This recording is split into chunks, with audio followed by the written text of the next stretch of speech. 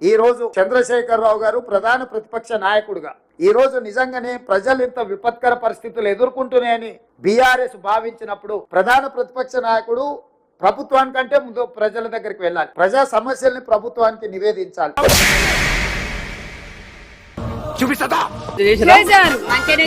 Night బండ్లు పెట్టారు. పోయిన సంవత్సరం వేరు వచ్చినప్పుడు నైట్లు డీసీఎంలు పెట్టారు, బండ్లు పెట్టారు. ప్రతి ఒక్కరు వచ్చారు, బియ్యం ఇచ్చిర్రు, 10,000 పరుపులు, చాయ్ గిన్నెలు, ప్లేట్లు, గ్లాసులు, చెమ్ములు పంచిండు ఆయన పోయిన సంవత్సరం. మేము చెప్తున్నాం కదా, ఇవాళ బియ్యము, సరుకులు, కూరగాయలు ఆయనే పంపించిండు. ఇంటికి 10,000 మేము ఆయన తిని ఆయన కోట్ వేయకున్నా ఆయన పంపించిండు. కేసీఆర్ ఉన్నప్పుడు ఎట్లుంది? కేసీఆర్ ఉన్నప్పుడు పర్వాలేదు, మంచిగా చేసిన. ఆయన వచ్చినప్పుడు కూడా ఎవరు వచ్చింది, కానీ వాళ్ళందరూ జనాలు ఎవరు ఇబ్బంది పడకుండా సాధన వరకు డబ్బులు సాయం చేశారు, రైస్ ఇచ్చారు, కూరగాయలు ఇచ్చారు.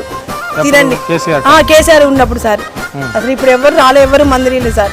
మంచిగా అంటే అన్ని సప్లై చేశారు, వాటర్ సప్లై చేశారు, భోజనాలు సప్లై చేశారు, అన్ని సప్లై చేశారు.